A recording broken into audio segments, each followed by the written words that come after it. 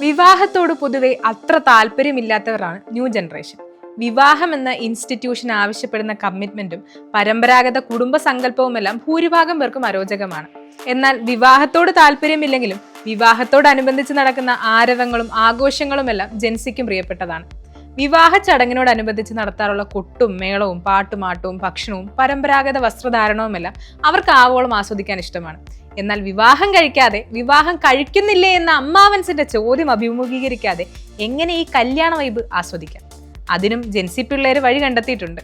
വ്യാജ വിവാഹ പാർട്ടികൾ അഥവാ ഫേക്ക് വെഡിങ് പാർട്ടികളാണ് ഇപ്പോൾ ജെൻസി പിള്ളേർക്കിടയിലെ ട്രെൻഡ്. ഇന്ത്യയിലെമ്പാടും പ്രത്യേകിച്ച് ഡൽഹി, പൂനെ, ബംഗളൂരു തുടങ്ങിയ നഗരങ്ങളിലെ ക്യാമ്പസുകൾ ഇപ്പോൾ ട്രെൻഡിംഗ് ആണ് ഇത്തരം വിവാഹ ചടങ്ങുകൾ. വരനും വധുവും ഒഴിച്ച് ഒരു വിവാഹത്തിന്റെ മറ്റെല്ലാ ആഘോഷങ്ങളും ഇത്തരം വ്യാജ വിവാഹങ്ങൾക്കുണ്ടാകും. ലഹങ്ക, ഷർവാണി തുടങ്ങിയ പരമ്പരാഗത ആഡംബര വസ്ത്രങ്ങൾ അണിഞ്ഞ് ഈ വിവാഹ പാർട്ടികളിൽ പങ്കെടുക്കും.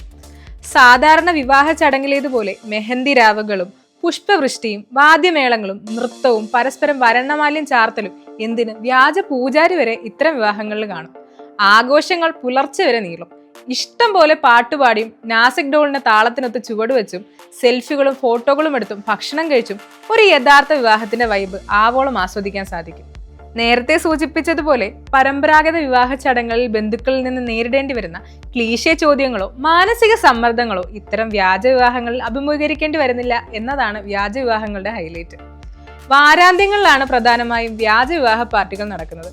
ചിലയിടങ്ങളിൽ സുഹൃത്തുക്കൾ മാത്രം ചേർന്ന് ക്യാമ്പസുകളിലോ റൂഫ് ടോപ്പ് ബാറുകളിലോ മറ്റേതെങ്കിലും വേദികൾ വെച്ചോ ഇത്തരം ചടങ്ങുകൾ സ്വകാര്യമായി നടത്തും. എന്നാൽ സമ്മിശ്ര പ്രതികരണങ്ങളുമായാണ് നെറ്റിസൺസ് വീഡിയോയെ സമീപിച്ചത്.